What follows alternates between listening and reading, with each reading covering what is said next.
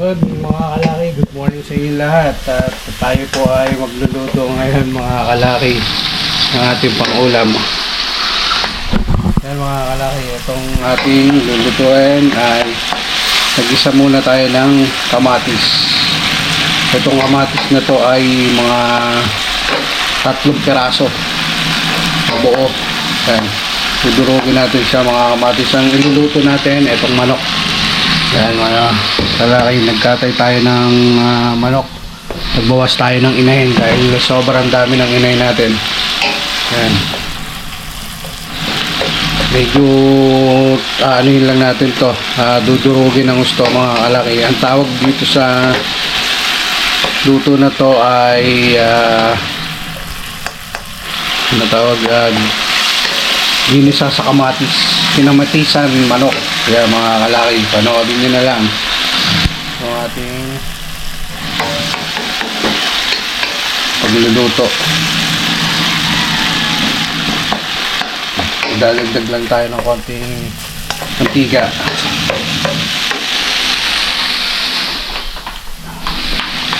Yan natin yung konting mantika mga kalaki, at sasangkot na natin ang sibuyas, bawang at luya mga kalaki.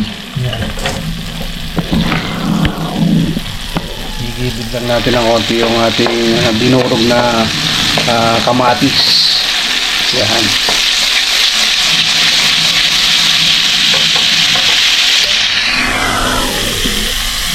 Hindi natin mahawakan mo mga kalaki. Gagawin ko, lalagay ko na muna dito.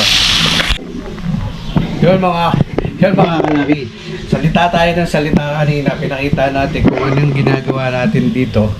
Yan, hindi pala naka-record na mga kalaki. Namatay pala yung GoPro natin mga kalaki. Ito nga, papakita ko ulit.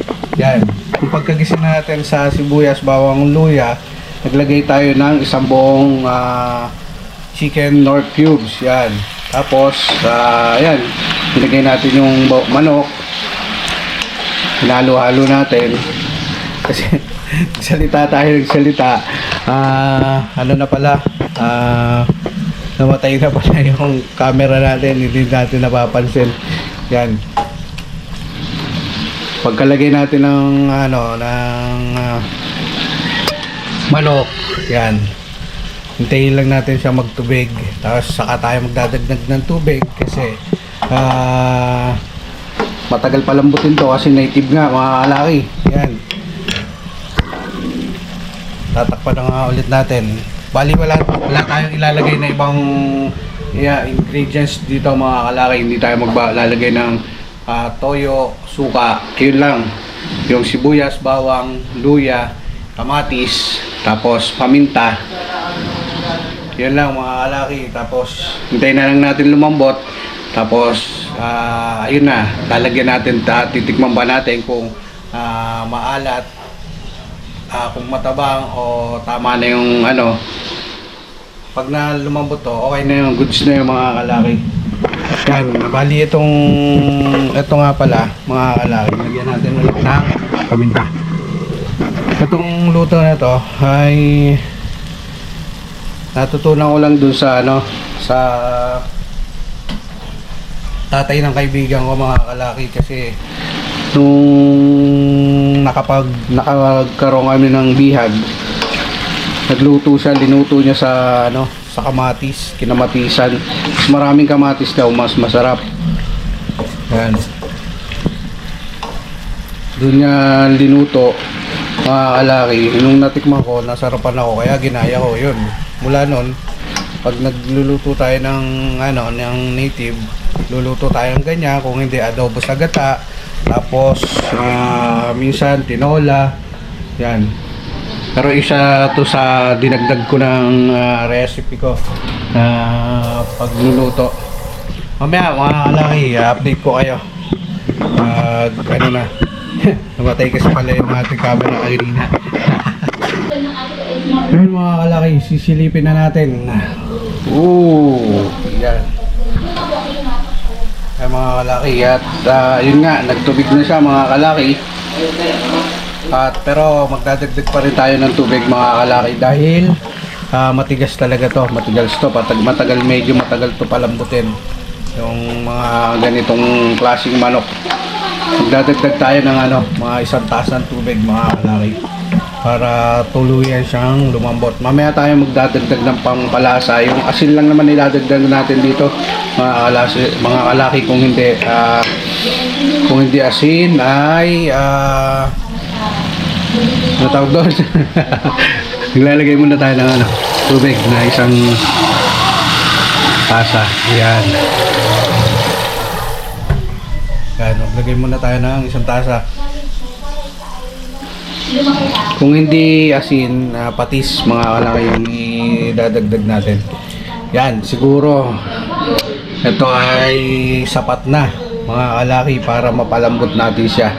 Yan, isang klase ng inahin. Yan, bali dumalaga pa naman to mga kalaki, kaya siguro baka hindi naman tumagal ng gusto.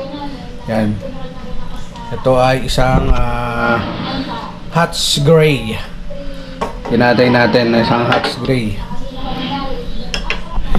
Yan, magbawas tayo ng inahin mga kalaki. Sobrang dami talaga. Kaya hindi natin naman magagamit yung ibang inahin. Kaya katayin na lang natin. Yung iba kasi ayaw naman palitan ng patuka. Ayan. Kaysa baratin naman ng iba, binabarat naman. Kung tayo naman okay lang naman baratin. Huwag naman sobrang sagad na halos hingiin. Kaya nga pinapalit patuka ko na kasi mga kalaki. Dahil para mura na. Siyempre, gumagastos tayo, laki ng gastos natin, linggo-linggo. Bumibil tayo ng 1 sakong patuka, ay mga vitamins, at least kahit pa paano, kakalibre nga.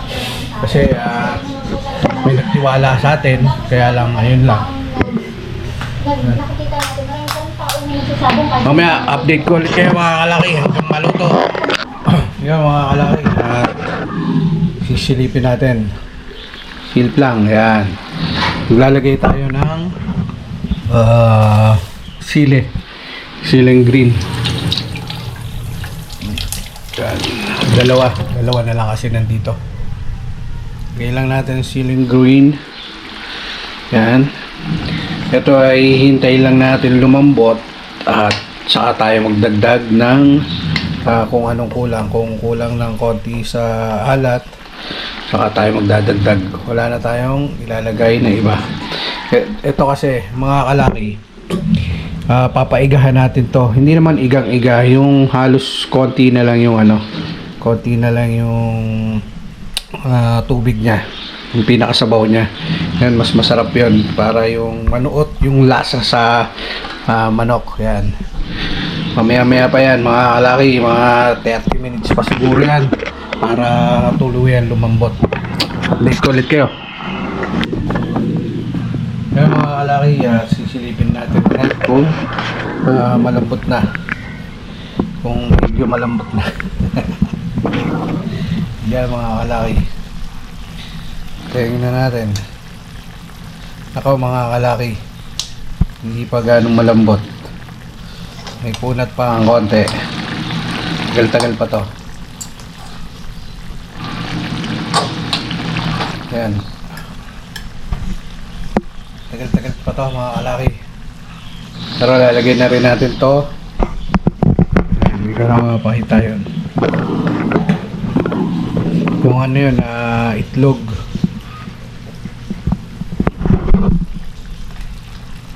Yung itlog niya saka atay.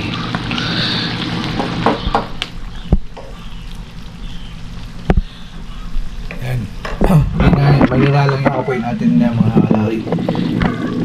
Hindi lang natin mga tagal pa to mga kalaki. Mga siguro 20 minutes pa to bago maging okay ng gusto. Ayan o. Ang balat na lang naman yung ang medyo matigas, pero yung laman niya goods na. Ayan o, yung laman. Ayan o. Ayan mga kalaki o, malambot na yung laman. Yung balat lang, balat niya, pero yung laman medyo okay naman na.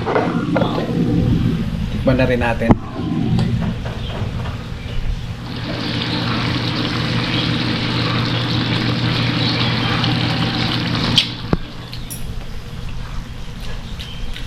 Malambot na yung laman niya.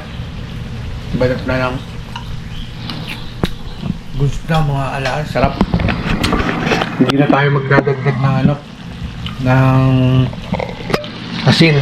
Sakto na yung balat niya. Malambot na. Natutunaw na yung ano eh.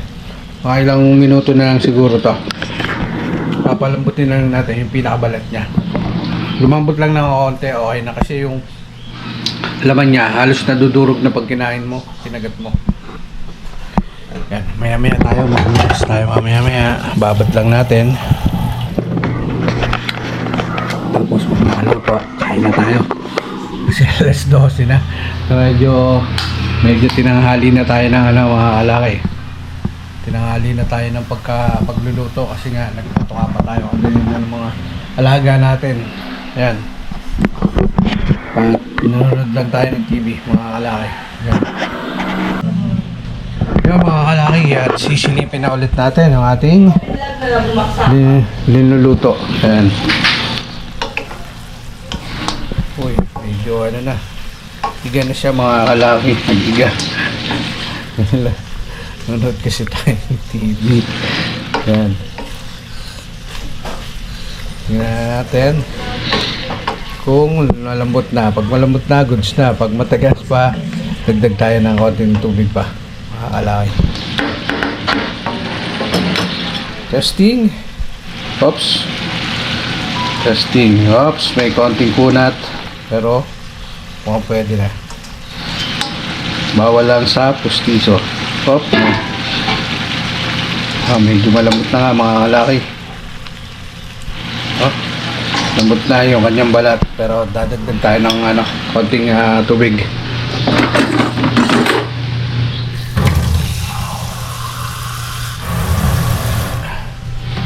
Dagdag lang tayo, konti lang. Oops. Hindi pa, hindi na natin inubos.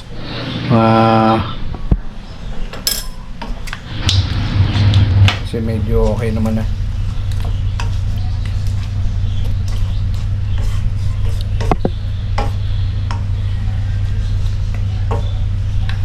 Konting ano na lang yan, mga kalaki, konting iga na lang, pwede na to. Yun mga kalaki, sisilipin na muli natin. Yun! Yan mga kalaki, at haluin muna natin bago natin. Bango talaga mga kalaki.